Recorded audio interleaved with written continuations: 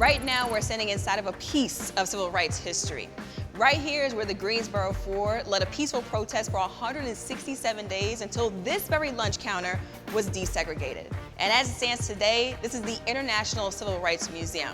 And I'm glad to be joined by one of the sons of the Greensboro Four, Frank McCain Jr., joining me right now. And Frank, thank you so much for taking the time out. And this place has so much history, not only to the African-American community, but obviously to your family, with your father being a part of the Greensboro Four.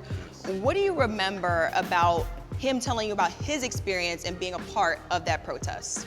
I think what I remember most is that my father never really told the story with anger. It was really, he told it with purpose. He said that they weren't trying to be heroes. They were just young boys who were tired and just waiting for their dignity. And for him, it wasn't just a protest.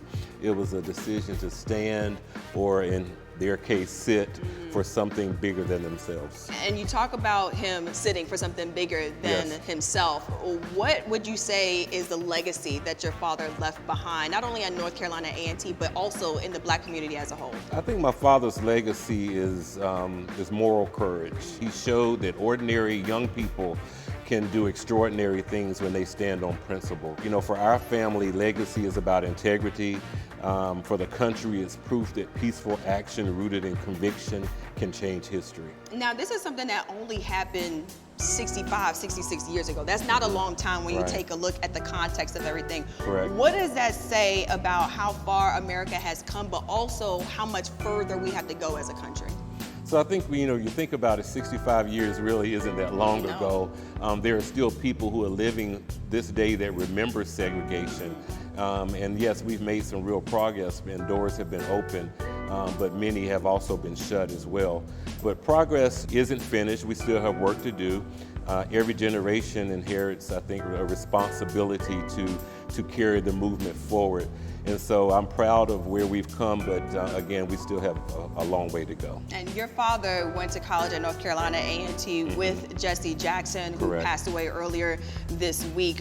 He was also a quarterback at North Carolina A&T as well. What would you say is the impact that Jesse Jackson left at North Carolina A&T? Reverend Jackson and my father were part of a generation that believed that students could help shape a nation. I think they both understood the power of organized voices and collective thought. And although they were there to get an education, they got an education in and outside of the classroom about really how you rally the troops and how an impact can really be made by youth in this country, that they really do have a voice. Back here on campus, and David, your father, David Dennis Sr., was a key leader in the civil rights movement. He also worked with Jesse Jackson. What has your father told you about his experience working with the Reverend?